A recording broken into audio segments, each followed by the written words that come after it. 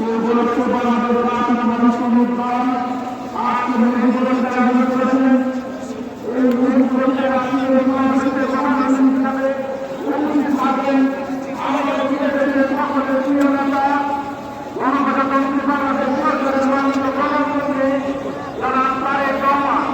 আমরা আমাদের বক্তব্য সংসদের সন্তান যার মা একজন শ্রমিকের স্ত্রী হিসাবে নিজেকে পরিচয় দিতে গর্ববোধ করেছেন। আমি শুধু একটি কথা বলতে চাই, আজকের এই দিবসে আমরা জানি যে বাংলাদেশে কিছুদিন আগে জাতীয় সংসদের শ্রম আইনে রূপান্তর করা হয়েছে গেজেট আকারে।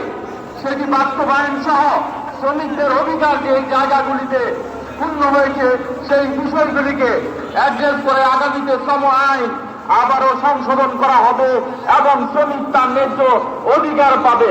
এবং আমাদের সরকার নিশ্চয়ই বিএনপি যে সরকার সেই সরকার যে নির্বাচনী প্রতিশ্রুতি দিয়েছে শ্রমিকদের জন্য সেই প্রতিশ্রুতিগুলি পালন হবে এবং ইতিমধ্যে ঘোষণা দিয়েছেন আমাদের সরকার যে কর্মসংস্থান সৃষ্টি করার জন্য চাকরির ব্যবস্থা করবেন, তাদের যুব শ্রমিকরা উৎসাহ উপকৃত হবে।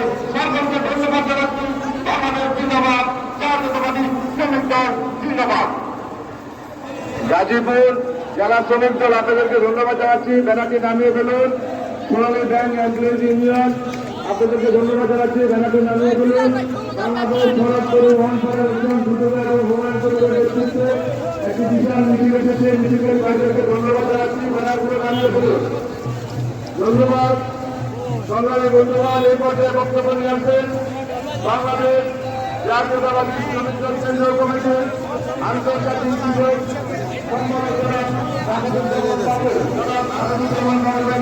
তার মূল্যবান বক্তব্য দেওয়ার জন্য অনুরোধ জানাচ্ছি। বাংলাদেশ জাতীয়তাবাদী শ্রমিক দল কেন্দ্রীয় কমিটি কর্তৃক আয়োজিত আজকের এই মহান দিবসে এই সকল শ্রমিক সমাবেশে সভাপতি আমাদের এখানে উপস্থিত আছে বিভিন্ন পর্যায়ের শ্রমিক দলের যার দিকে তাকিয়ে আছে সমস্ত বাংলাদেশ, যিনি দিনের মধ্যে বাংলাদেশের সমস্ত মানুষের হৃদয় জয় করে নিয়ে একের পর এক বিজয় অর্জন করে চলেছে। যিনি বাংলাদেশে পা দেওয়ার সঙ্গে সঙ্গেই প্রথম যে কথাটি বলেছিলেন যে আই হ্যাভ এ প্ল্যান, সেই কথাটিকে সামনে নিয়ে আমাদের এই মহান নেতা সংগ্রামী নেতা জনাব তারেক রহমান আজকে এই শ্রমিক সমাবেশের প্রধান অতিথি। প্রিয় ভাইয়েরা এবং বোনেরা, আমি বক্তব্য দেব না, কারণ আপনারা সবাই যার বক্তব্য শোনার জন্য অপেক্ষা করে আছেন সেই প্রধান বক্তব্য।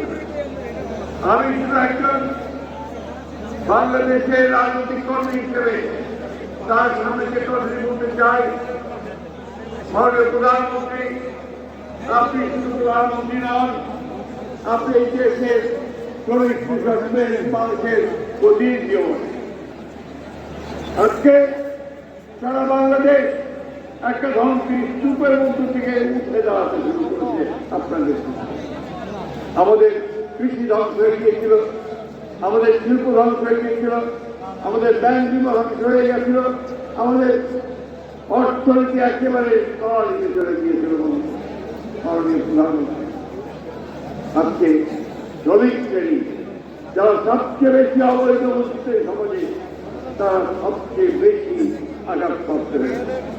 অথচ এই শ্রমিকেরা সব সময় পরিবর্তনের জন্য তারা প্রাণ দিয়েছে এবং আজকে এই দিনটি হচ্ছে সেই রক্তের